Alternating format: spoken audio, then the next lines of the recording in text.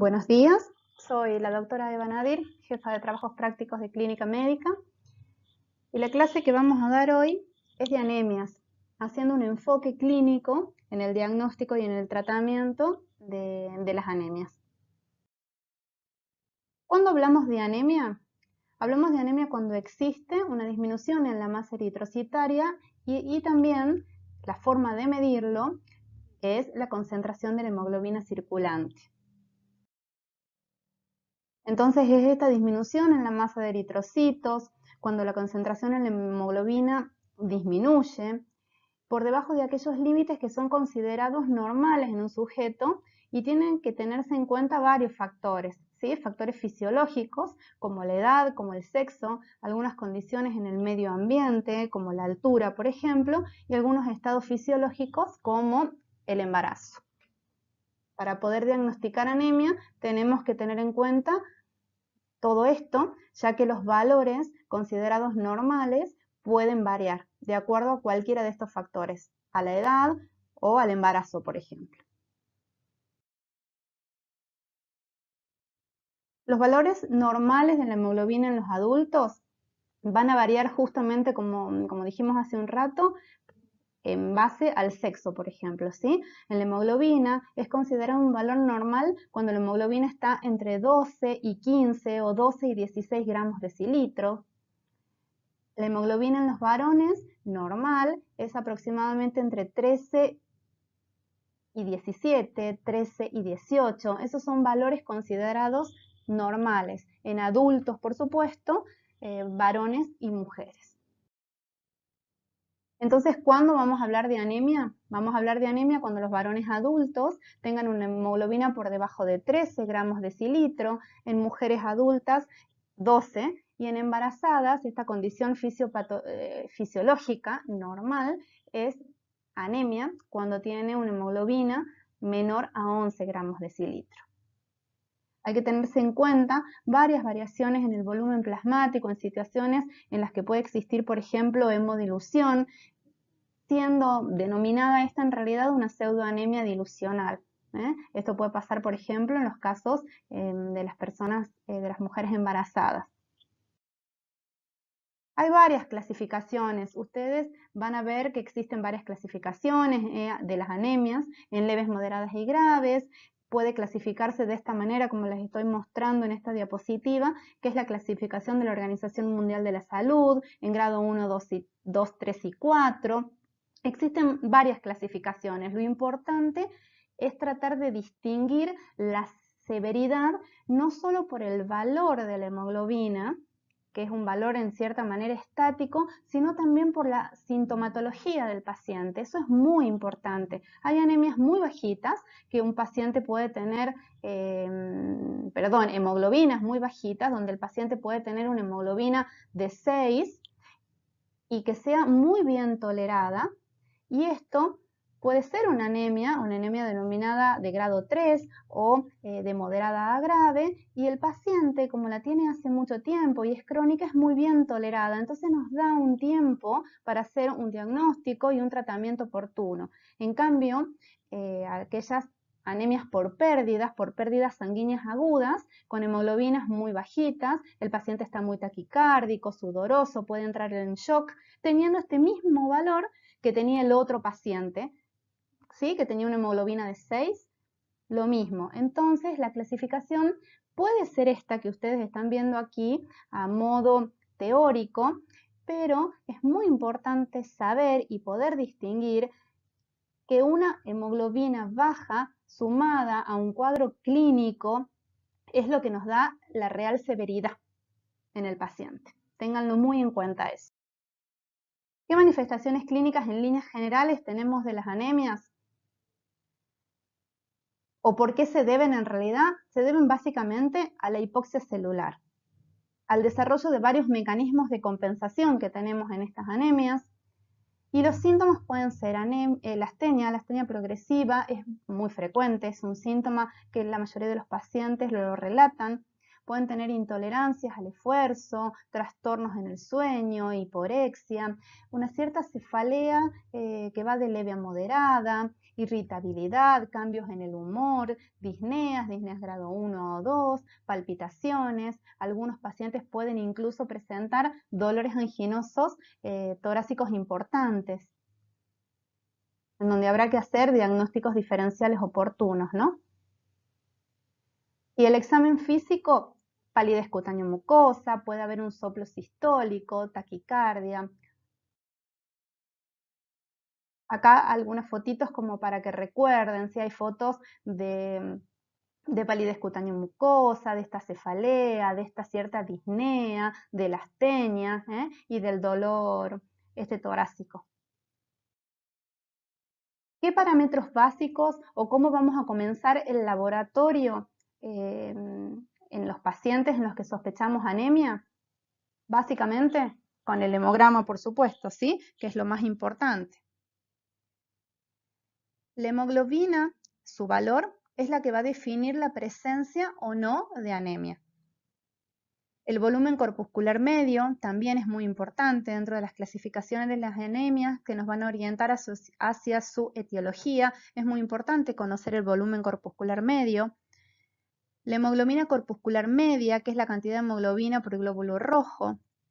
El RDW, que también lo pueden encontrar como AD, que nos indica la amplitud de distribución eritrocitaria. Esta es una medida que nos orienta hacia la variación en el volumen de los glóbulos rojos, ¿sí? En pacientes que pueden tener glóbulos rojos de mayor volumen, otros de menor volumen, eso nosotros lo denominamos anisocitosis, ¿sí? Así que es un valor que nos orienta bastante bien en los hemogramas completos, o a veces uno los tiene que pedir como índices eritrocitarios, y nos va a dar la orientación hacia la etiología también de esta anemia.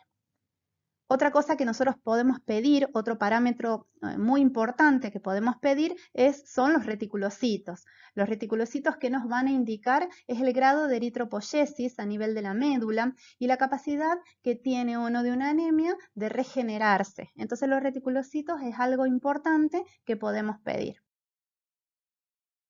Estos son valores normales, ustedes después al ver el teórico pueden analizarlos como para poder recordar. Acá está un poco dividido entre hombres y mujeres y luego valores comunes para ambos. Luego, además de este hemograma y de completo con índices eritrocitarios y los reticulocitos, se pueden pedir ya parámetros un poco más orientativos frente a nuestra sospecha. Por ejemplo, un perfil de hierro, ¿sí? Un perfil férrico. La ferremia es el hierro plasmático, lo pueden encontrar también como sideremia. La ferritina es un índice que nosotros podemos encontrar con mayor frecuencia, en realidad con mayor exactitud, nos va a reflejar el depósito real de hierro que tiene el paciente en el organismo. La transferrina es la principal proteína que transporta el hierro a nivel plasmático. Cuando hay déficit de hierro, la transferrina va a aumentar. El TIP, que es la capacidad total de fijación del hierro, es una prueba alternativa de la transferrina, la pedimos en las clínicas, en la parte privada, en los hospitales, tenemos esta prueba de la transferrina, que lo que me va a reflejar es la disponibilidad en los sitios de unión al hierro a nivel de esta proteína, a nivel de la transferrina.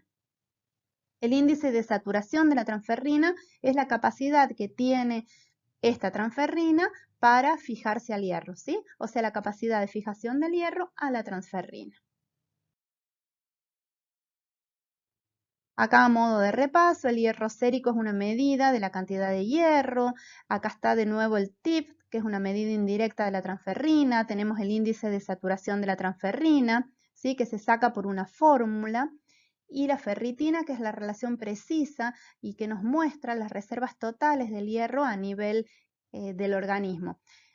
¿Qué cosa tenemos que tener muy en cuenta de la ferritina? Es que además de medirnos esta reserva de hierro del cuerpo, es un reactante de fase aguda, por lo tanto puede elevarse en pacientes que estén cursando algún tipo de estado inflamatorio o infeccioso, así que tenemos que tenerlo muy en cuenta a la hora de analizarlo como único parámetro, ¿sí? Así que todo debe relacionarse y todo debe estar este análisis en conjunto. Hay parámetros especiales que podemos medir, los anteriores eran parámetros más globales que pedimos con más frecuencia y estos son parámetros más especiales que vamos a pedirlo de acuerdo a la sospecha que tengamos en el paciente. El frotis de sangre es algo que lo pueden hacer lo hacen los hematólogos de manera rápida, que nos puede aportar información sobre la morfología de toda la serie hematológica, ¿sí? No solo de los glóbulos rojos, sino también de plaquetas y también de glóbulos blancos. Otros parámetros importantes es la prueba de Coombs, cuando sospechamos, por ejemplo, anemias hemolíticas, tenemos prueba de Coombs directa e indirecta, tenemos la LDH, aptoglobina, en el hepatograma es muy importante saber bilirrubina total y sus diferentes porcentajes en bilirrubina directa e indirecta, la concentración o los valores de ácido fólico en el organismo, de vitamina B12 y también el perfil tiroideo. ¿Por qué? Porque las patologías tiroideas, en especial el hipotiroidismo, puede asociarse a aquel paciente que presenta anemias mantenidas en el tiempo. Por lo tanto, es muy frecuente, epidemiológicamente hablando, acá en nuestra provincia, en el norte del país, por lo tanto el perfil tiroideo también nos puede orientar a la etiología de esta anemia. ¿Cómo pueden clasificarse las anemias? A las anemias las podemos clasificar de diversas maneras, pero tenemos dos en particular que son las que más usamos. Una es la clasificación etiopatogénica y se produce de acuerdo al índice de los reticulocitos. Entonces tenemos aquellas anemias regenerativas, denominadas también periféricas, y aquellas arregenerativas, denominadas anemias centrales. Todo esto lo hacemos en base a los valores de reticulocitos. La otra clasificación es la clasificación morfológica, que la podemos hacer de acuerdo al tamaño de los hematíes o que es el volumen corpuscular medio. Entonces la vamos a dividir en microcíticas, cuando el volumen corpuscular medio es menor a 80, normocíticas, cuando este volumen está en normal, comprendido entre 80 y 100, y macrocítica en aquellos valores corpusculares medios mayores a 100.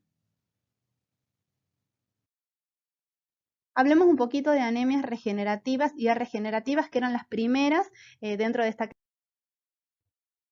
Las anemias regenerativas o anemias periféricas, las más frecuentes son las producidas por hemorragias. En segundo lugar, están aquellas producidas por hemólisis, que podemos dividirlas de distintas maneras. Están las corpusculares, donde se produce alteraciones a nivel de la membrana, como por ejemplo la hemoglobinuria paroxística nocturna, en algunos déficits de enzimas como de la glucosa 6-fosfatasa, en algunas porfirias, cuando existen alteraciones en la hemoglobina, como en algunas hemoglobinopatías, síndromes talasémicos, como la talasemia beta o alfa, y están aquellas anemias regenerativas con hemólisis extracorpusculares, donde tenemos, por ejemplo, aquellas por autoanticuerpos, por anticuerpos fríos o calientes, por crioaglutininas, por fármacos como la alfa-metildopa, ¿sí? Puede llegar a producir este tipo de anemias, algunos agentes tóxicos como venenos de serpientes, infecciosos como algunas bacterias o parásitos, mecánicos en aquellos pacientes con válvulas o con prótesis vasculares, ¿sí? Que se producen en forma mecánica, al paso del glóbulo rojo por estos sitios, y en el hiperesplenismo. Las hemorragias pueden ser por pérdidas sanguíneas agudas o por pérdidas sanguíneas crónicas. Esas eran las anemias regenerativas. Pasemos ahora a las arregenerativas, denominadas también anemias centrales, que se producen básicamente por algún tipo de alteración en el sitio de producción del glóbulo rojo, como por ejemplo las insuficiencias medulares. Allí existen alteraciones en las células madre, pueden ser eritroblastopenias puras, no son tan frecuentes, pero puede ser, son bien selectivas, o en aquellas globales en donde la disminución no solamente es de los glóbulos rojos, sino también de leucocitos y muchas veces de plaquetas, en donde existe una aplasia medular, ¿sí? Así la denominamos. Y en algunos síndromes mielodisplásicos también, que son producidos por esta alteración o insuficiencia medular. La anemia A regenerativa, que es la que tiene origen a nivel medular, por eso se la denomina central, también puede producirse, además de esta insuficiencia medular, por una invasión medular. ¿Qué puede invadir la médula? Los linfomas, las leucemias y algún otro tipo de neoplasias. Y en tercer lugar, tenemos anemias regenerativas por déficit de factores eritropoyéticos, como por ejemplo en algunas anemias ferropénicas, megaloblásticas, por déficit de los factores que van a formar el glóbulo rojo, como la vitamina B12, ácido fólico o los déficits de eritropoyetinas. La otra clasificación es la clasificación morfológica. Para que recuerden, es de acuerdo al valor del volumen corpuscular medio en microcíticas, normocíticas y macrocíticas. Y dentro de estas, las microcíticas, tenemos a la anemia ferropénica, que realmente es la anemia que nosotros vemos con mayor frecuencia, es la más frecuente en nuestro medio. Luego tenemos a la talasemia dentro de las anemias microcíticas y a la intoxicación por plomo, pero la anemia ferropénica es la más frecuente de las anemias microcíticas. Debemos pensar en ella cuando tengamos una anemia con un volumen corpuscular medio por debajo de 80. Las anemias macrocíticas, aquellas que superan un volumen corpuscular medio de 100, o sea, más de 100, las más frecuentes son las anemias megaloblásticas, en pacientes etilistas crónicos, con hepatopatías crónicas, ¿sí? Con insuficiencias hepáticas, pueden tener este tipo de anemias macrocíticas. En pacientes con síndromes mielodisplásicos también. Y en el hipotiroidismo que hablábamos hace un rato. Las anemias normocíticas, la primera, la más frecuente, es aquella anemia que se presenta en las enfermedades crónicas. En algunas anemias hemolíticas, las anemias son normocíticas. En la aplasia medular también pueden serlo. En aquellos pacientes con hemorragias agudas, o cuando el paciente cursa algunas etiologías en donde coexisten o pueden coexistir tanto las anemias microcíticas y macrocíticas. Pero dentro de esta anemia normocítica, lo más frecuente es la anemia de las enfermedades crónicas. Muy importante, y esto sí quiero resaltarlo, es que el diagnóstico de anemia no es un diagnóstico final. Nosotros podemos ver que por estos signos y síntomas y por el laboratorio el paciente presenta como diagnóstico sindrómico una anemia, ¿sí? Un síndrome anémico. Pero este no es el diagnóstico final. Acá recién empieza todo. Tenemos que buscar la etiología, buscar la causa subyacente de esta anemia, que pueden ser un montón de etiologías. Es muy importante que recuerden eso. Una aproximación diagnóstica, ¿cómo empezamos a estudiar al paciente con anemia? Básicamente la anamnesis, ¿sí? La historia familiar es muy importante, por ejemplo, y la etnia, por ejemplo, en algunas talasemias, si el paciente ha tenido un antecedente de algún tipo de cirugía mayor o algún tipo de cirugía en donde se afecte la absorción de determinados factores importantes, el tipo de dieta, pregunten, ¿sí? Hay muchos pacientes vegetarianos, pacientes veganos, en donde tienen déficit de, por ejemplo, de vitamina B12, de hierro, ¿sí? La ingesta de fármacos, hace un rato hablamos de alfa-metildopa, pero hay varios fármacos que pueden interferir en la producción de glóbulos rojos, ¿sí? Y producir anemia. Hay que preguntarle al paciente si ha tenido hemorragias, antecedentes de hemólisis, algunos síntomas neurológicos o enfermedades de base que el paciente ya conozca. Pasamos a la exploración física de piel y mucosas, ver si hay palidez, ictericia, la presencia de hematomas, lesiones a nivel de la boca, veamos las faneras, uñas, pelo. ¿Sí? Si el paciente tiene disnea, taquicardia, adenopatías, todo esto nos va a ir orientando hacia el diagnóstico. Y de allí comenzamos con el estudio analítico inicial, que ya dijimos que es el hemograma con estos índices eritrocitarios o corpusculares. Pedimos reticulocitos para dividirlas en regenerativas y regenerativas y podemos llegar a realizar, de ser necesario, un examen de frotis. Hagamos un casito clínico como para que ustedes vayan entendiendo un poco estos síndromes anémicos. Se trata de una paciente femenina de 36 años de edad que viene por fatiga. Esta fatiga ella la refiere aproximadamente de hace 2 meses de evolución, con palpitaciones y disnea grado 1. Se encuentra muy irritable, con cambios en el ritmo de sueño, único antecedente personal patológico, asma, que está en tratamiento con buenos controles. Y un dato importante es que hace 8 años, cuando su hijo nació, durante el puerperio, la paciente presentó anemia. Recibió tratamiento inyectable, no recuerda por cuánto tiempo, ni tampoco el nombre del medicamento, pero le indicó su médico de cabecera. Solamente antecedentes de apendicectomía, nada de alergias. Al examen físico, lúcida, colaboradora, llama la atención esta palidez generalizada en piel y mucosas, tiene un lecho unguial muy pálido y coiloniquia. Esto es como para que recuerden qué es la coiloniquia.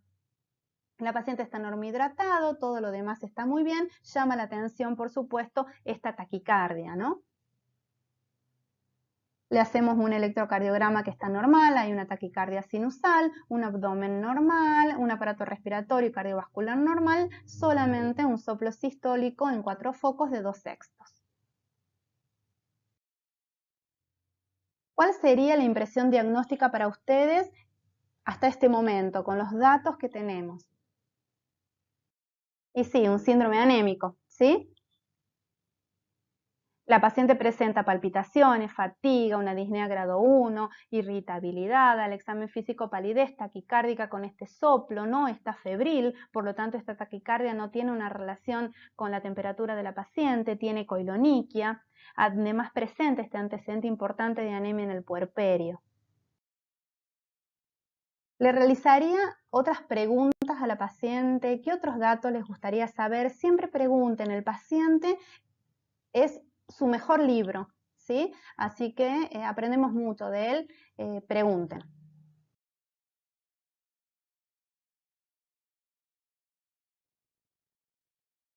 A la paciente le preguntamos qué hábitos alimentarios tiene, ¿sí? ¿Qué hábitos tóxicos? ¿Se ha tomado fármacos en estos últimos tiempos o algún tipo de tóxicos como drogas o alcoholismo?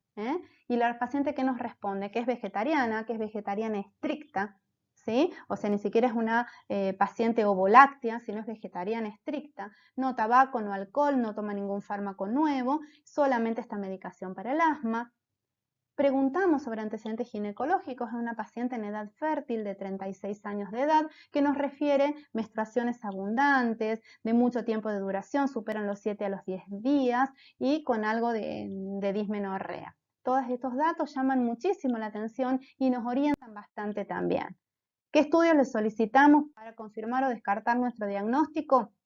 Esto, léanlos tranquilos, los glóbulos rojos cómo están, la hemoglobina, el hematocrito, las plaquetas, todos estos índices eritrocitarios, estos índices de ferropenia como ferremia o ferritina, ¿sí? Todo esto es muy importante.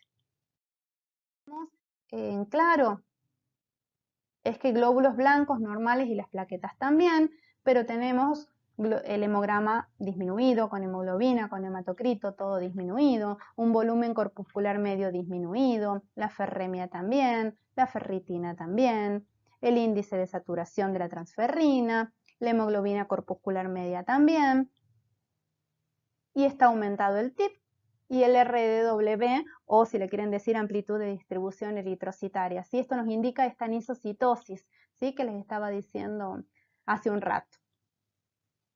Con esto, ¿qué es lo que podemos decir? Que el diagnóstico es una anemia microcítica hipocrómica por probable deficiencia de hierro en la paciente. ¿Sí? Así hay que empezar a analizarlo a los pacientes, ¿sí? De esta manera, bien ordenada. Hablemos un poquito de anemia ferropénica, que es el prototipo de la anemia microcítica. La anemia ferropénica es la más frecuente mundialmente, como anemia microcítica. Se debe a eritropoyesis deficiente porque existe una falta o una disminución del hierro a nivel del organismo. Muchas personas, 2.000 millones de personas, pueden presentar alguna forma y algún grado de déficit de hierro y solo la mitad, o bueno, la mitad, tiene anemia ferropénica. O sea que es muy frecuente a nivel mundial.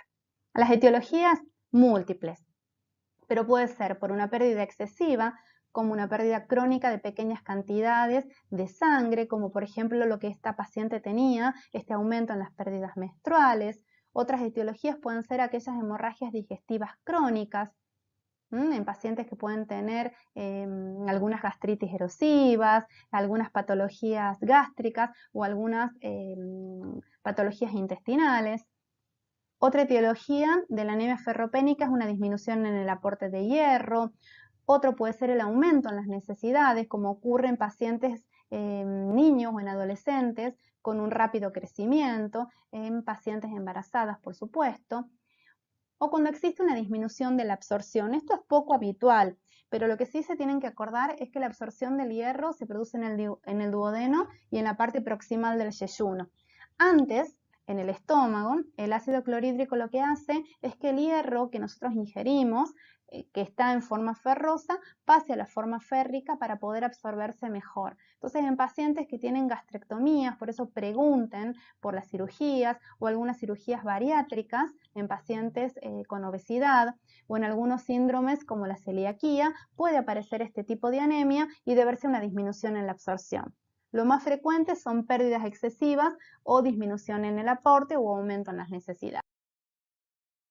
La anemia ferropénica tiene varios síntomas, puede tener estomatitis, keilitis, la coiloniquia de lo que estábamos hablando hace un rato que presentaba esta paciente, alopecia, pica, dispepsia.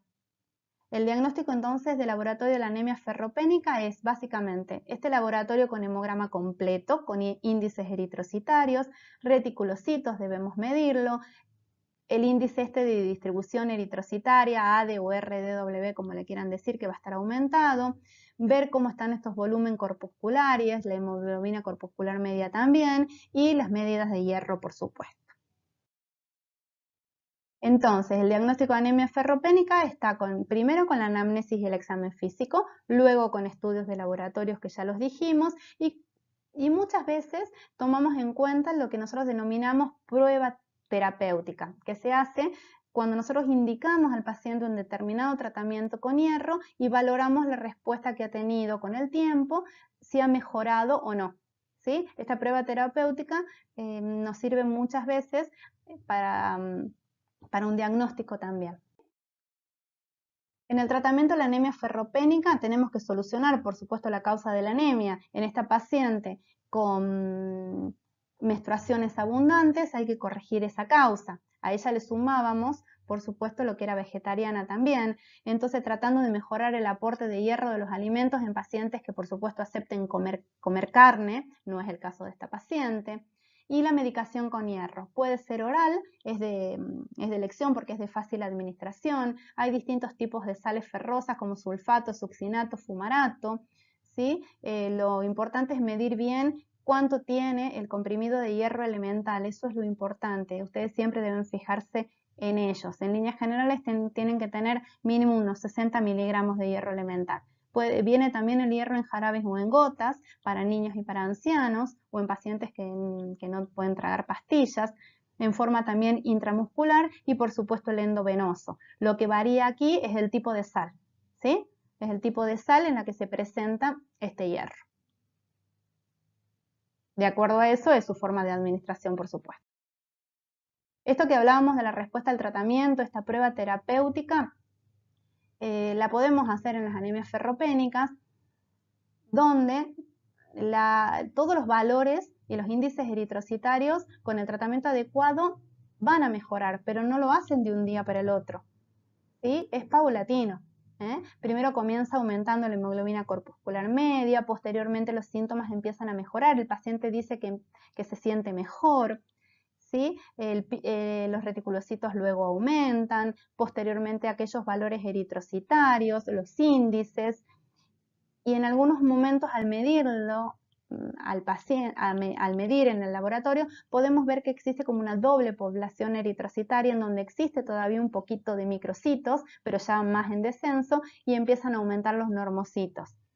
Luego de los 3 o 4 meses, recién estos valores e índices eritrocitarios empiezan a tener ya un valor normal, con tratamiento, por supuesto, adecuado y mantenido en el tiempo. Otras anemias microcíticas Por ejemplo, ¿cuáles tenemos? Las talasemias. Las talasemias es un grupo de alteraciones genéticas. La característica que tienen en común es el defecto en la síntesis de algunas cadenas de la globina. De acuerdo al nombre o al tipo de cadena que deja de sintetizarse, es el nombre que recibe la talasemia, ¿sí? Por ejemplo, la beta-talasemia es cuando la cadena que deja de sintetizarse justamente es la beta. Son trastornos hereditarios, tienen un patrón hereditario autosómico dominante, es bastante frecuente como una anemia mediterránea, por lo menos en nuestro país es así, de inmigrantes mediterráneos y por supuesto sus sucesores, y es muy frecuente en el Mediterráneo la beta-talasemia. La disminución de la síntesis de estas cadenas de globina lo que hace es hacer un desequilibrio entre las cadenas alfa y las cadenas beta. Y lo que ocurre es una acumulación anormal de la globina que está en exceso. Y esto puede precipitar, se producen precipitados intracelulares que nos producen destrucción precoz de estos eritroblastos, tanto a nivel propio de la médula, con una eritropoyesis ineficaz, o también en sangre periférica con algo de hemólisis. Existen formas de talasemia muy variadas que van desde formas totalmente asintomáticas a aquellas talasemias mucho más graves. En este diagnóstico diferencial de las anemias microcíticas, la ferropénica y la talasemia son las que nosotros podemos ver con mayor frecuencia. ¿Dónde estaría este diagnóstico diferencial a nivel del laboratorio? A nivel de la sideremia, por supuesto, en donde la ferropenia tiene una sideremia o una ferropenia baja, tiene un TIP mayor a 360, una saturación bajita, mientras que el porcentaje de saturación en la talasemia es mayor. La ferritina, un dato muy importante, la ferritina en la anemia ferropénica está disminuida, es menor, ¿sí? Pero en las talasemias la ferritina está aumentada. ¿Cómo hacemos básicamente un diagnóstico en las anemias microcíticas? Primero podemos ver la sideremia o esta ferremia, ¿sí? Y la ferritina. Si la sideremia está aumentada y la ferritina también está aumentada, pero el paciente tiene reticulocitos bajos, podemos hablar de una anemia sideroblástica. Tenemos que también ver el porcentaje de hierro medular. Si los reticulocitos están normales o están aumentados, podemos empezar a ya sospechar una talasemia y allí tenemos que solicitar electroforesis de hemoglobina, cuantificar la hemoglobina alfa 2 y A2 y también la hemoglobina F, ¿sí? Si es negativo, ya se hacen otro tipo de estudios que ya lo hacen los hematólogos. Entonces, si nosotros tenemos esta ferritina que está aumentada, esta sideremia aumentada, sospechemos en una anemia microcítica la presencia o un alto índice de sospecha de talasemia. En cambio, si la sideremia está disminuida, o sea, esta ferremia está disminuida, la ferritina también, es el prototipo de la anemia ferropénica, ¿sí? Cuando las ferritinas están aumentadas, son las anemias en los trastornos crónicos.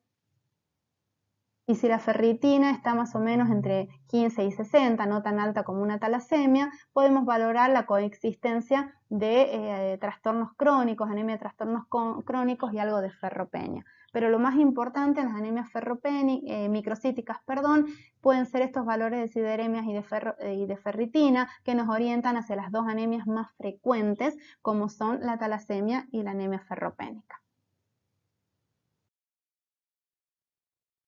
Vamos a hacer otro casito clínico, ¿sí? Como para que entiendan un poquito y lo hagamos un poco más dinámico al tema de las anemias, no tan teórico.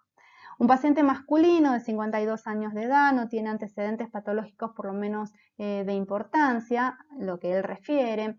Dice que sus síntomas comienzan hace 3 meses, con una sensación de disminución de la memoria, así lo refiere, con parestesias en las extremidades, fatiga, una debilidad bastante generalizada, y hace 2 semanas presenta dispepsia, dolor en epigastrio.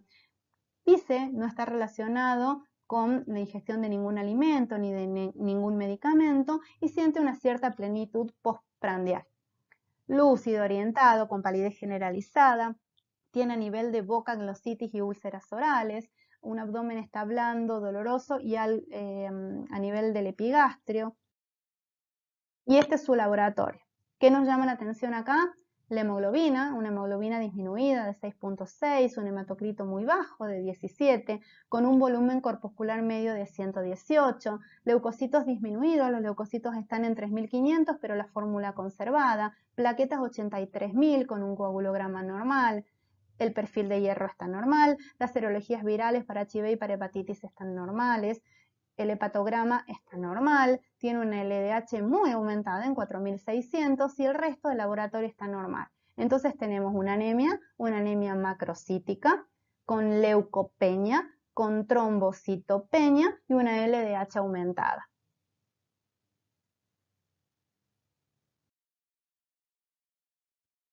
¿Cuál es la impresión diagnóstica en este paciente?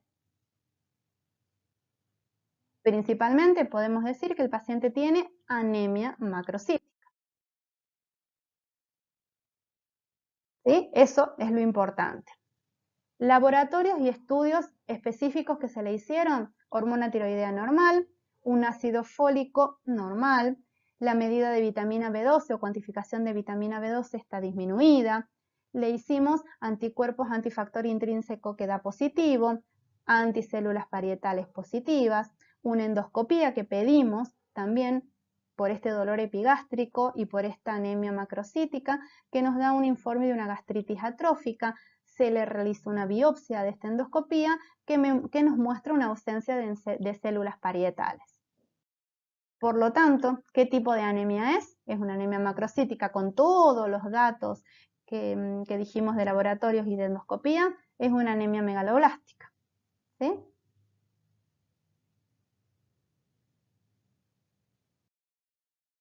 Bueno, la anemia megaloblástica es una manifestación de un defecto en la síntesis del ADN.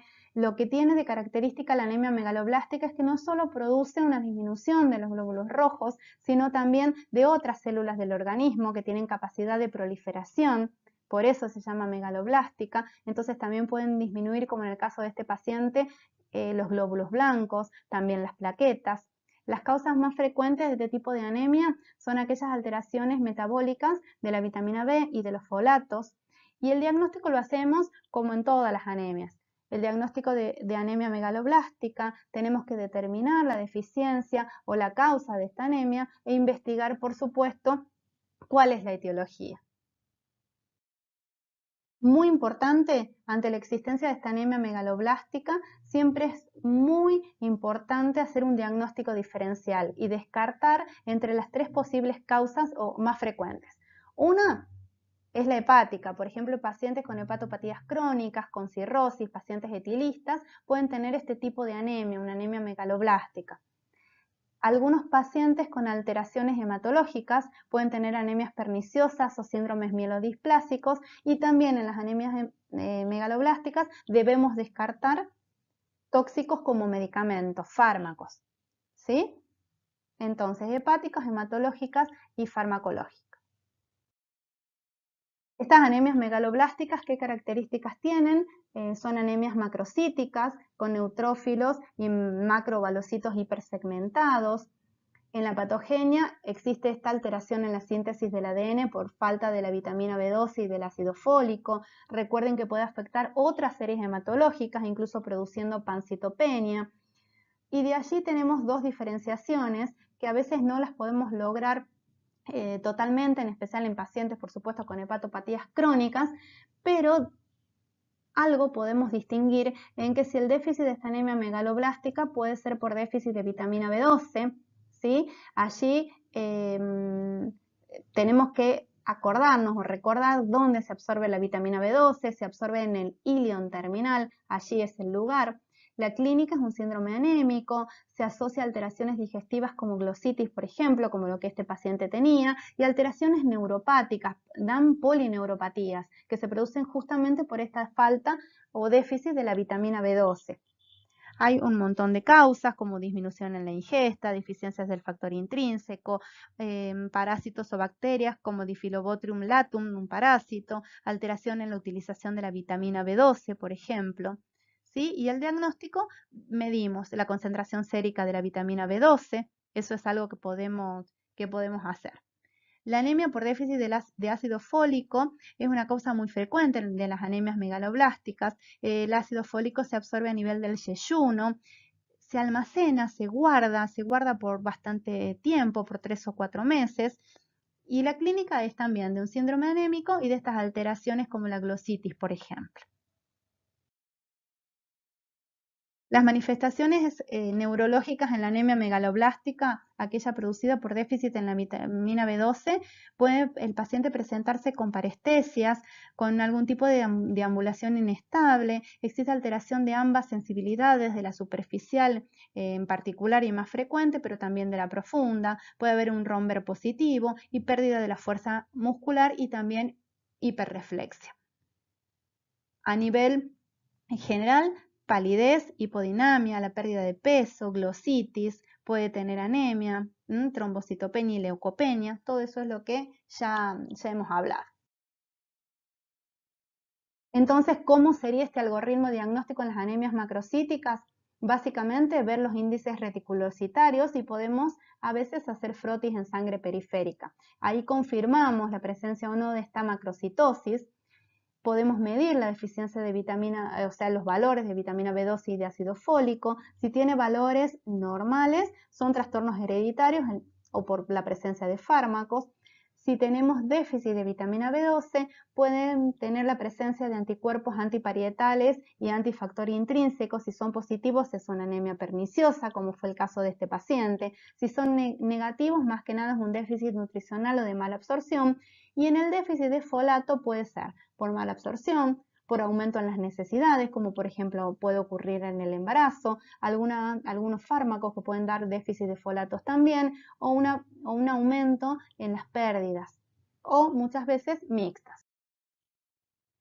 Vamos a otro caso clínico. Esta es una paciente femenina, una joven de 22 años de edad, que tiene artralgias, pero estas artralgias vienen hace 2 meses más o menos. Posteriormente se agrega un eritema malar con fotosensibilidad, caída de cabello, y en este momento la paciente presenta disnea grado 1 o 2, palpitaciones y un descenso de peso leve. No refiere antecedentes patológicos por lo menos conocidos previamente. El laboratorio nos llama mucho la atención. Tiene una hemoglobina muy baja de 4.5, un hematocrito de 14, con un volumen corpuscular medio normal, normocítico, una eritrosedimentación de 3 cifras por encima de 100.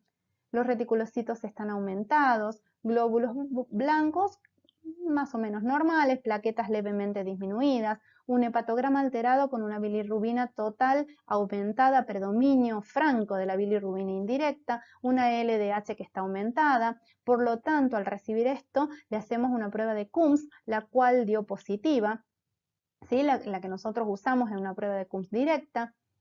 Por lo tanto, empezamos a sospechar un tipo de anemia especial, entonces le pedimos un FAN, ¿sí? Que da positivo, 1 en 640, con complemento tanto C3 como C4, ambos disminuidos. ¿Cuál es la impresión diagnóstica en esta paciente? Un lupus y una anemia hemolítica autoinmune. ¿Sí? Entonces ya dimos ejemplos con casos clínicos de anemia microcítica, de anemia macrocítica, y esta es una paciente con anemia normocítica. El abordaje entonces de esta anemia normocítica, ver los reticulocitos, ¿sí? Si los reticulocitos están normales y la anemia esta es hiporregenerativa, puede ser una anemia aislada, una anemia de las enfermedades crónicas. Esto es muy frecuente, la anemia normocítica de las enfermedades crónicas es muy frecuente. Si el paciente tiene ya una pancitopenia, nos puede indicar una mielodisplasia, algún tipo de infiltración en la médula ósea o anemias aplásicas. Y si los reticulocitos están aumentados, estas anemias generalmente se deben a pérdida de sangre o a hemólisis. Como para cerrar esta clase, vamos a hablar un poquito de los algoritmos diagnósticos de las anemias en general. Las anemias básicamente las podíamos dividir de acuerdo a los reticulocitos y a los volúmenes corpusculares, ¿sí? Si nosotros tenemos un volumen corpuscular medio disminuido, pero con una amplitud de distribución eritrocitaria, este AD o RDW aumentado, generalmente se debe a una anemia con algo de ferropenia, una anemia sideroblástica. Si el volumen corpuscular medio está disminuido, pero este AD está normal, es una talasemia, ¿sí? Eso es importante. Entonces, en las anemias microcíticas, básicamente es la anemia ferropénica, ¿sí? Que hacemos el diagnóstico también diferencial con el RDW, y la talasemia. Los volúmenes corpusculares normales con reticulocitos aumentados nos indican hemólisis o hemorragias. Eso, ¿sí? Con reticulocitos normales generalmente es por trastornos crónicos.